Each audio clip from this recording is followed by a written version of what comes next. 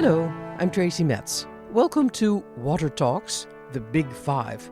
This is a series of 5 conversations with people I interviewed for this podcast about the UN Water Conference and the New York Water Week, made possible by the Dutch Ministry of Infrastructure and Water Management. Some of our guests had such amazing things to say that we wanted to give them more airtime. This climate infrastructure is new. Making a new generation of infrastructure in cities is new. To build the coalitions and to bring the people together to figure out how the hell to do this is super exciting. That's Matthijs Bouw. He's a Dutch architect and urban designer who has lived in New York now for 8 years. He and his studio, One Architecture, are working on the Big U. The Big U is 10 miles of infrastructure starting on the west side, wrapping around the southern tip of Manhattan, and looping back up the east side. It's an actual big letter U. The U is not only meant to protect the island from storms, but also to provide the local communities with valuable public space. Matthijs is also a professor of architecture and landscape at the University of Pennsylvania's Weitzman School of Design, where he's the director of the Urban Resilience Certificate Program. And he was the first Rockefeller Urban Resilience Fellow at Penn. I started by asking Matthijs how he ended up in New York in the first place. The long story is that I was in a bar in Amsterdam with my friend, the Danish architect Bjarke Ingels, who had just opened up an office in New York. And we were looking at the images from Sandy that had just happened. And we were flabbergasted to see how atomized America was, how they were not doing anything in prevention to these storms. These storms just overcame them. And we thought that as designers, we could take a role in thinking about how to tell stories about collective solutions. We could create more integrated ways of doing coastal protection. He entered the international competition organized by Henk Ovink called Rebuild by Design. What he came up with is called the Big U. Big U is a coastal protection system for Manhattan, basically about 10 miles from, let's say, the UN on the east side down to the Battery, and then up on the west side till 57th Street, that is thought of as not only a resilience infrastructure, but also a social infrastructure. The idea was that we would like to make this an infrastructure that improves the communities that it was going through, and that improves the relationship with the waterfront so that it's useful for the city on all those days that there's no storm threatening.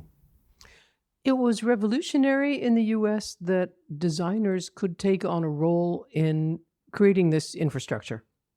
That was not something that they were used to do here. In America, more even than in many other countries, this is the work of engineers, and they build up straight flood walls. And this competition said we need to bring designers in, or actually multidisciplinary teams, but led by designers.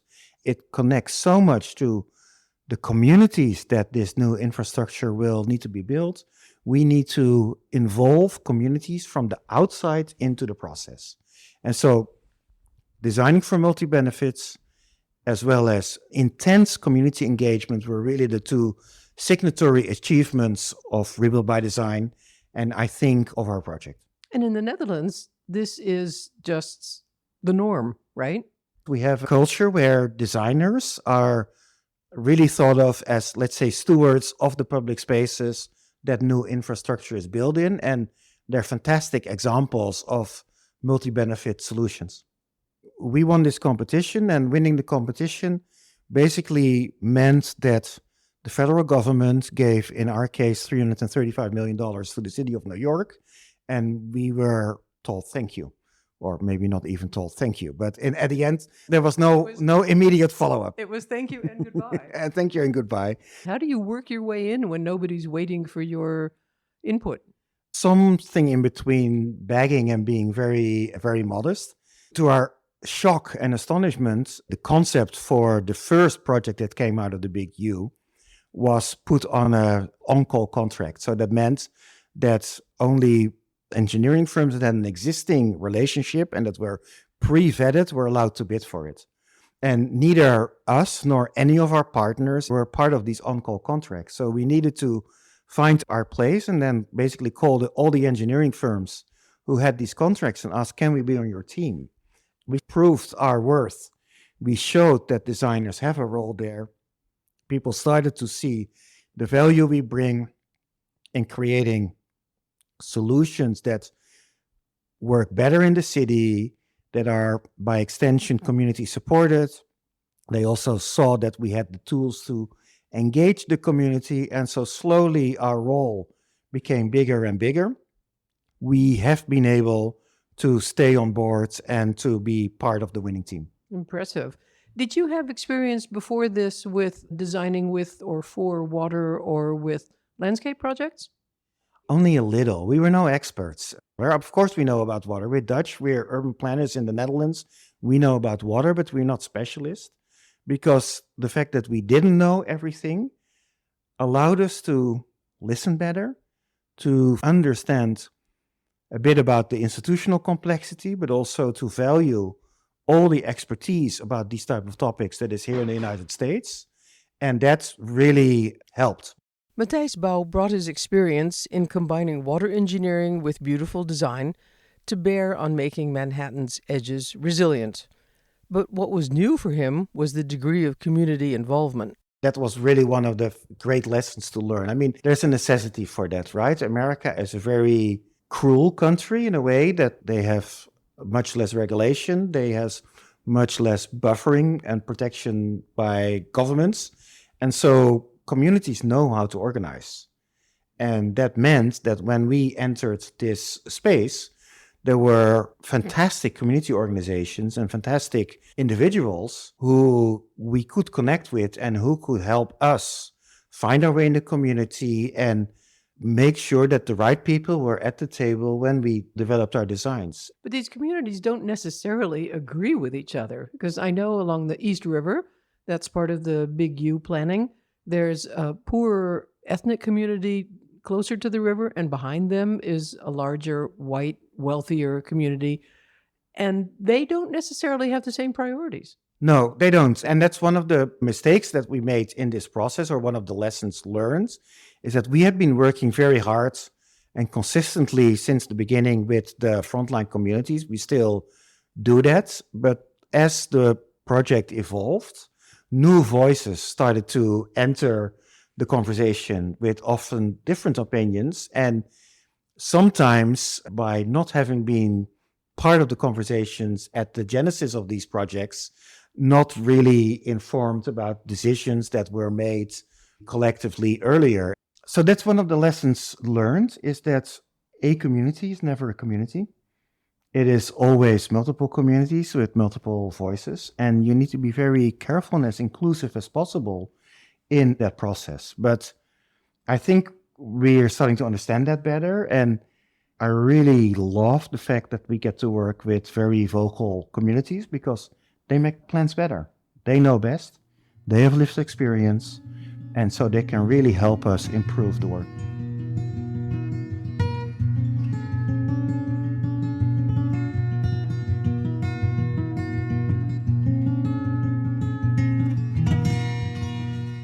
One of the big ideas about the Big U is to say we need about 10 miles of coastal infrastructure here to protect against big storms, but we should not think of this as a 10-mile long project. That's too big for the city to do, but we also shouldn't think of it as resilience infrastructure or protective infrastructure only. We should think of it as community infrastructure, as social infrastructure. And so we designed the Big U as a necklace in some way of compartments that each have their own what is called independent utility, because they each connect to higher ground. This really reminds me of the Emerald Necklace in Boston by the same designer, Olsted of Central Park. Yes. Yeah, necklace is a fantastic metaphor. And so the East Side Coastal Resiliency, which was the project that was funded out of the Rebuild by Design competition, was then the first compartment, and that is now under construction. Compartments are, I think, very different from each other because they are developed with different communities.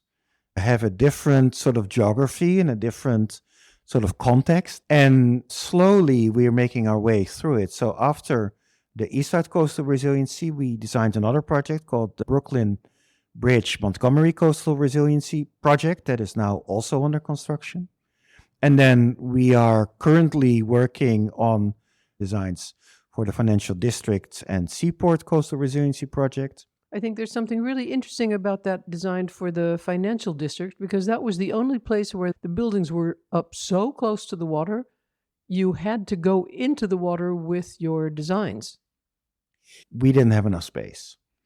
And so we decided to explore how to build in water. And now the design that we are developing is partially in water to give us more space.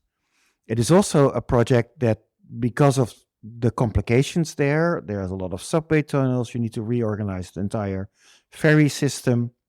It's a project that has a different lifespan.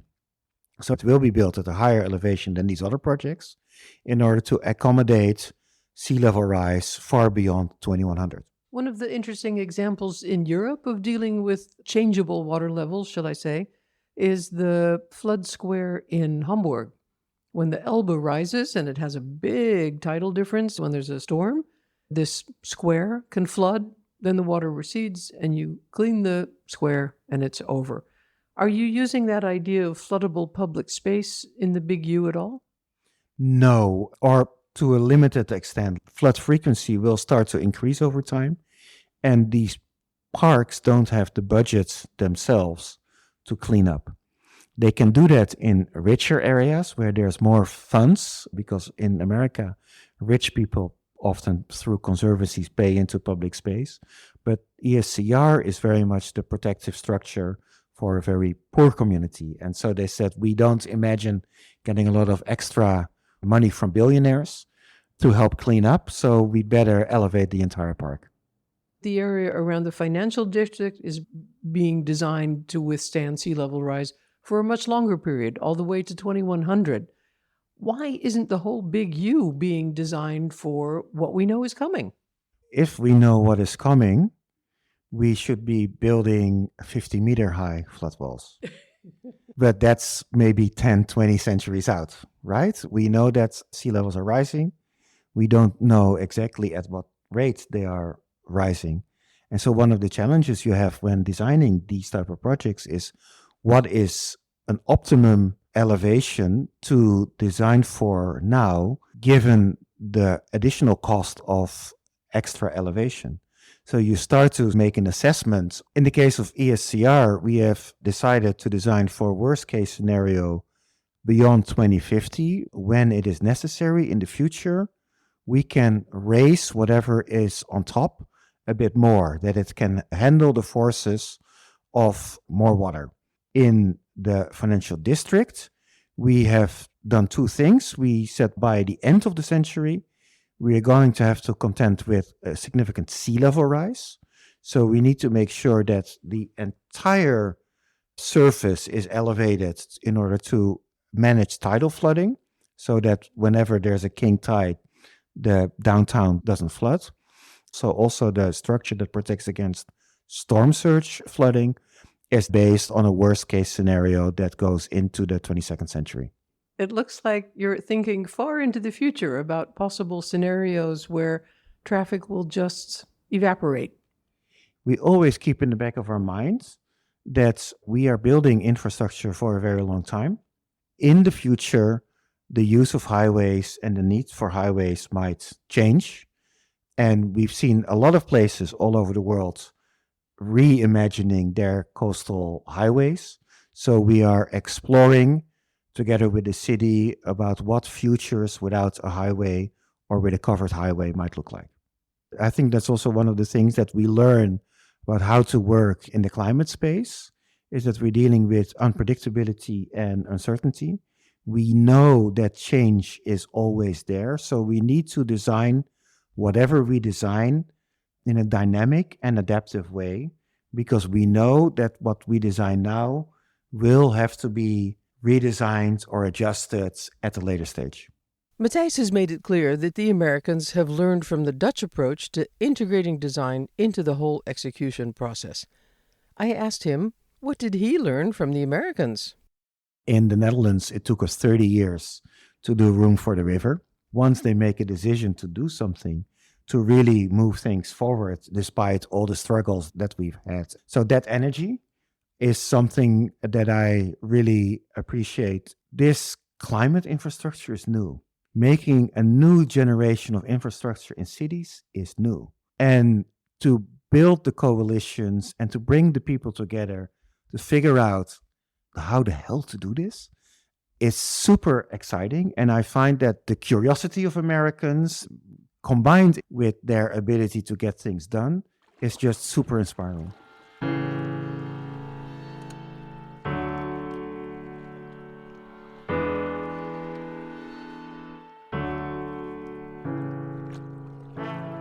That was the Dutch architect and urban designer Matthijs Bouw talking about his experience in helping prepare Manhattan to weather the next superstorm. The show notes have links to his bureau, One Architecture, so make sure you check it out. And we'll even link to the Big U so that you can see the designs for yourself. Water Talks is a program by me, Tracy Metz, written and produced together with Jonathan Gruber. Next up in this companion series of interviews to Water Talks is the American landscape architect and professor at Columbia University, Kate Orff. Time magazine called her one of 2023's 100 most influential people. She's the creator of oystertecture. Find out what that is in my interview with her in this series. Our theme song is called Into the Unknown by Poddington Bear, with additional music from Jason Shaw's Running Waters. Water Talks was made possible by the Dutch Ministry of Infrastructure and Water Management. I'm Tracy Metz. Thanks for listening.